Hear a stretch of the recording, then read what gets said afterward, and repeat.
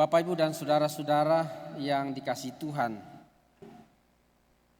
pertama-tama kita memanjatkan puji dan syukur kehadirat Tuhan yang Maha Pengasih dan Penyayang, karena kemerdekaan ini juga adalah rahmat dan berkat yang Tuhan anugerahkan kepada bangsa dan negara kita.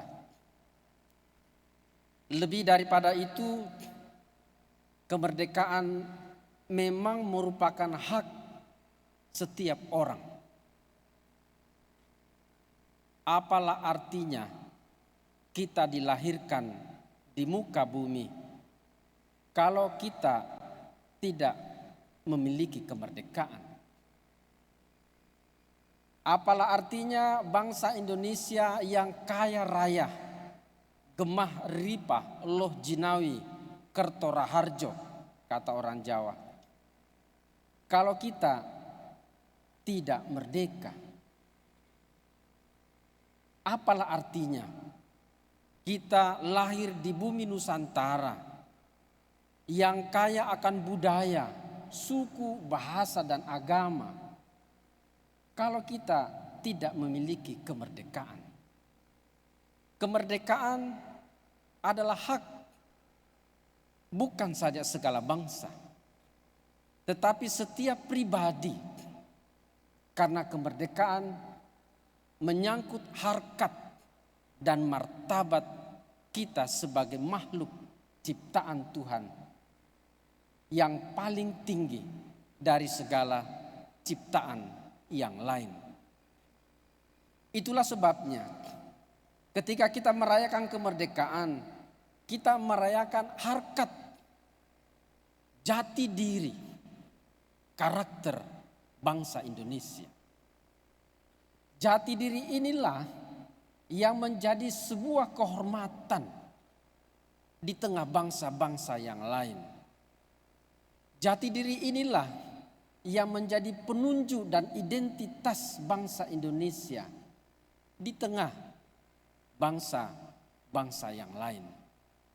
Maka seluruh rakyat Indonesia, siapapun dia yang cinta tanah air, pastilah mengambil bagian dalam perayaan syukur kemerdekaan Indonesia yang ke-77. Kalau Monsinyur Albertus Sigo Pranoto mengatakan 100% Indonesia, 100% Katolik, itu artinya bahwa Monsinyur Sigo Pranoto menggelorakan semangat bukan saja cinta gereja, itu sudah otomatis, tetapi juga cinta tanah air. Terlebih pada saat itu pergolakan kemerdekaan, merebut kemerdekaan dari penjajahan Belanda. Gereja tidak tinggal diam. Gereja ikut pada garda terdepan, ambil bagian bersama dengan seluruh rakyat dan masyarakat Indonesia merebut kemerdekaan. Karena menjadi orang Katolik yang baik sama sekali tidak bertentangan dengan menjadi warga negara Indonesia yang baik.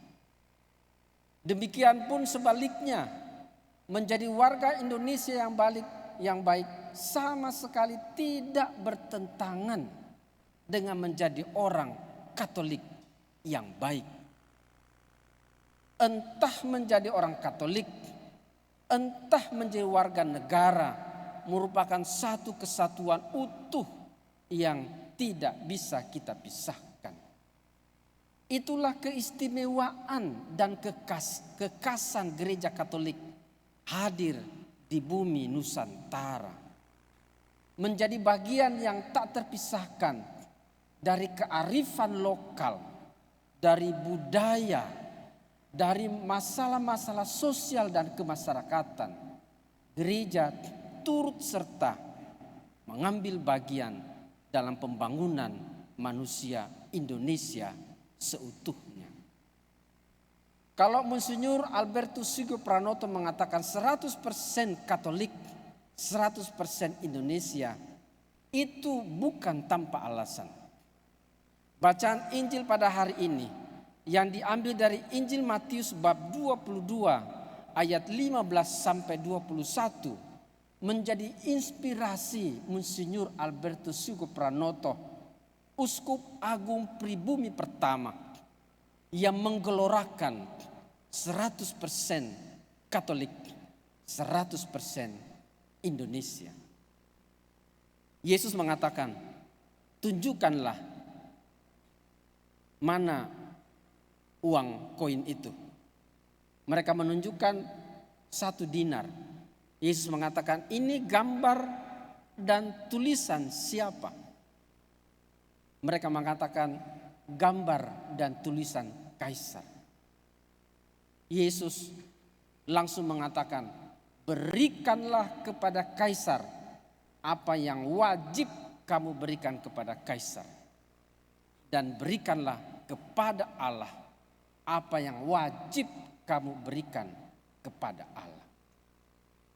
Tunduk pada pemerintah dan taat, beriman, tegak lurus dengan gereja sama sekali tidak bertentangan.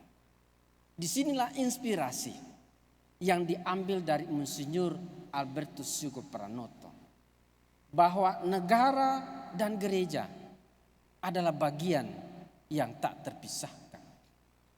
Itulah sebabnya dimanapun gereja Katolik berada, dia bertumpu pada buminya sendiri, menjadi bagian yang tak terpisahkan di seluruh penjuru dunia.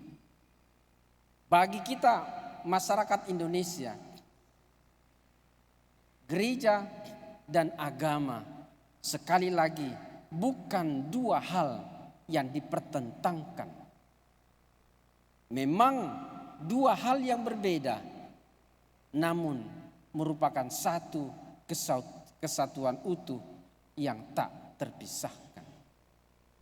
Disinilah Bapak Ibu dan saudara-saudara, ketika kita merayakan 77 tahun kemerdekaan Republik Indonesia. Kemerdekaan sudah pada genggaman tangan kita. Sebagai orang Katolik, sebagai bangsa Indonesia, sebagai rakyat dan masyarakat berbangsa dan bernegara, bagaimana kita mengisi kemerdekaan seutuh-utuhnya menjadi seorang warga negara Indonesia yang sejati, tetapi sekaligus juga menjadi warga gereja Katolik yang sejati. Tidak ada yang perlu dipertentangkan satu sama lain.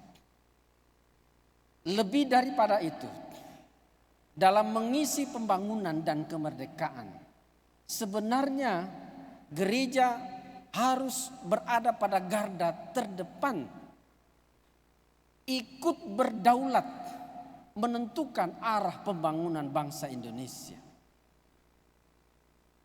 Kita tidak mulai di pertengahan, atau gereja Katolik bukan penumpang gelap dalam gerbong negara kesatuan Republik Indonesia.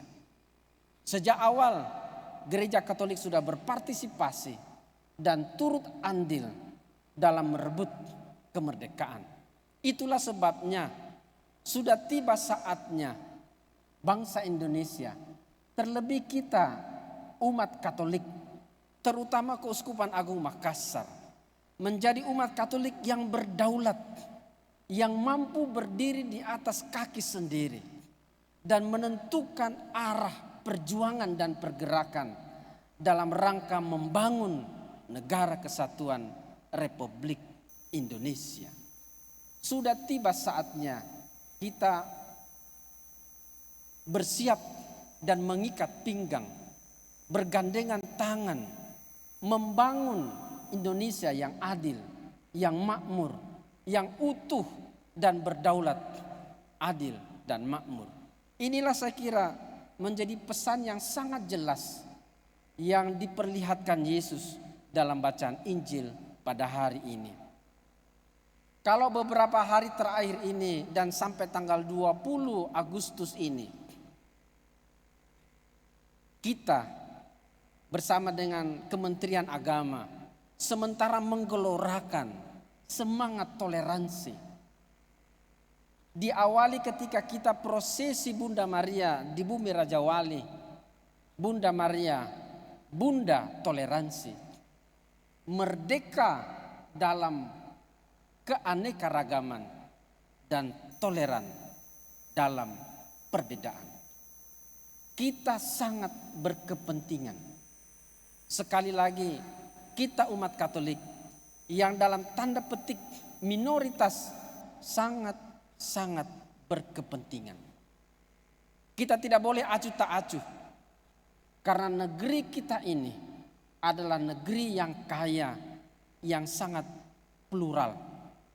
Dan oleh karena itu, dalam pergaulan lintas agama, Gereja Katolik harus ambil bagian dan tampil sebagai salah satu pilar yang mempropagandakan tentang perdamaian, toleransi, dan semangat kasih satu sama lain. Supaya semakin dirasakan bahwa Gereja Katolik dalam pembangunan bangsa dan negara tidak bersembunyi atau berdiam diri, berada dalam zona nyaman terus-menerus.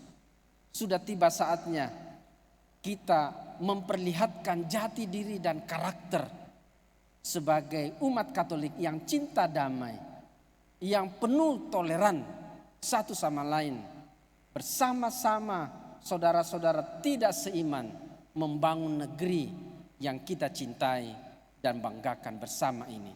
Mengisi pembangunan di tahun kemerdekaan ke-77 untuk selama-lamanya. Mudah-mudahan dari hari ke hari Gereja Katolik semakin berdaulat, ormas-ormas semakin berdaulat, kita semua semakin berdaulat menentukan masa depan bangsa dan negara.